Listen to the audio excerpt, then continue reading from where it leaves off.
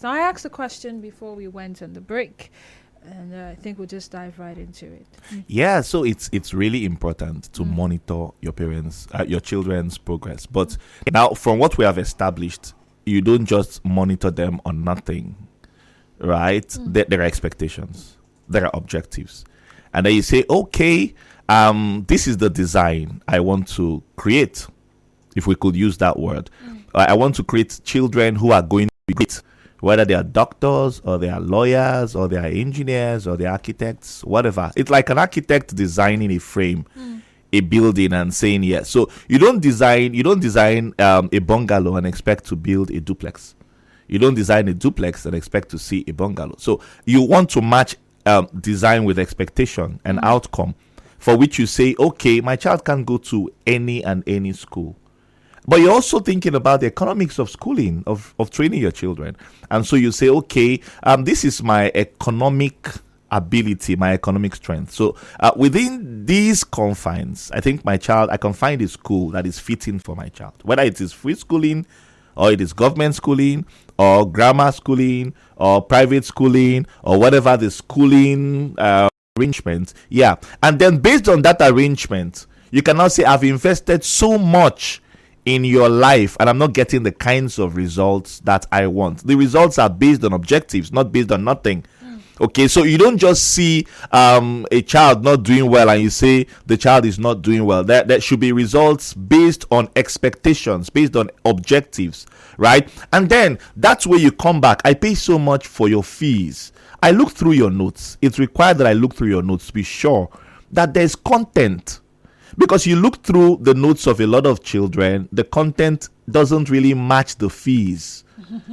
Okay, and then my boy was telling me a story a while ago, his classmate, who's obviously not the one of the struggling children in the class. Okay, and then here comes the child, because he knows his father doesn't or scarcely supervises his academic work. He tells his father, "Daddy, I came first this term."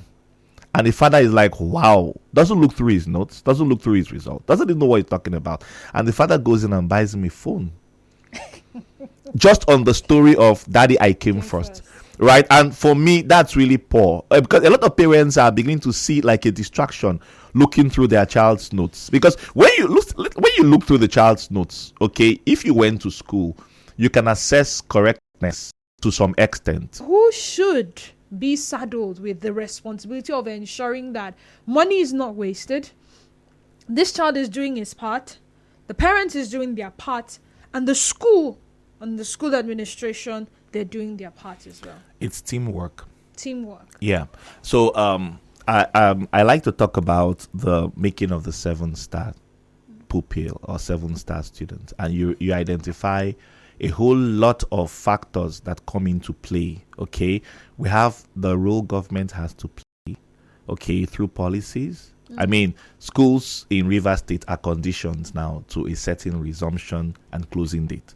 That's the role of government. Okay, and government decides on curriculum. Okay, government endorses whether you're doing, you have all sorts in River State, for example, in Nigeria. So you have a school come and they say they're a British academy. You have the Labadese Academy. You have all sorts of academies. So where government is careful with their inspectorate functions and their oversight, you realize that, the government policies, okay, and design could frame to a large extent, packaging of school, the school arrangement. Okay, of course, government is the approving body, right? Then you also have the private sector through awards, through quiz competitions, through CSR. Okay, different perspectives. They want to contribute to the molding of the child, because they are stakeholders as well. Then you have the parents, right? Parents, the supervisory role. You have religious bodies. You have the social environment. Right, they contribute to the molding of that child at the end of the day. Your friends could yab you, last, you're always carrying last, and that challenges you. They are stakeholders as well. Okay, your parents could sit down and decide on who you want to be, help you become who you want to be in a better sense. We have resources. So whatever the school, what resources do they use? All right, you realize that some children never see the computer, but then computing is part of the curriculum.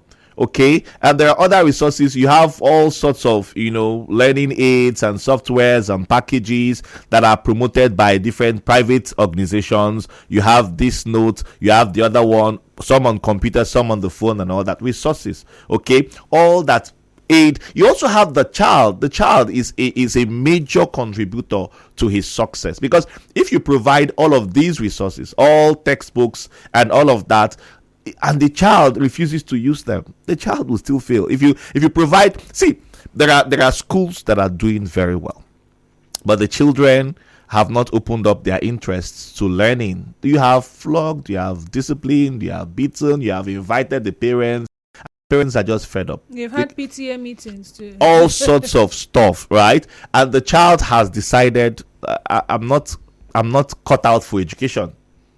There's nothing you can do about it. So the child is a stakeholder to his own success, right? And so many other things. Now you also have equipment, the right infrastructure. So if you have all of these in place and you don't have the learning environment inspiring, look, I was carrying out a research, on complete schooling, okay, and pupil to teacher ratio is a thing.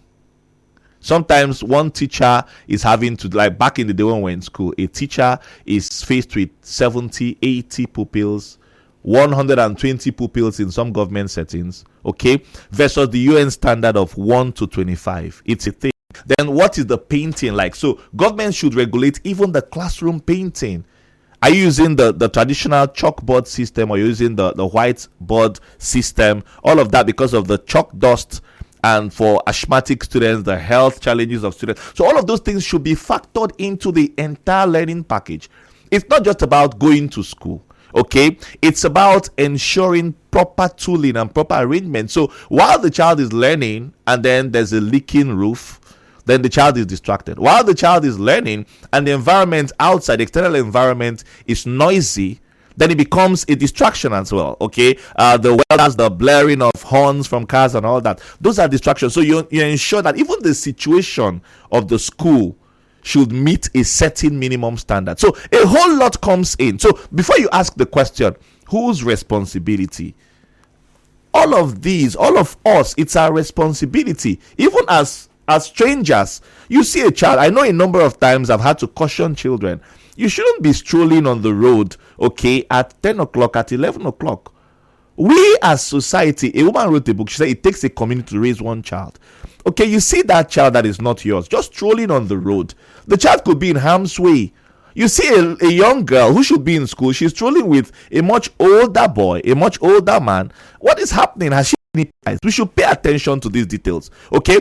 All of us together, coming together to monitor all of these things would in some way influence the performances of the child beyond mommy and daddy alone. They have their own role to play, okay? And we've looked at the dynamics of the economics of job. Daddy has to find money and all that. So but it's a teamwork. It has to be perfectly blended and bonded to make for efficiency.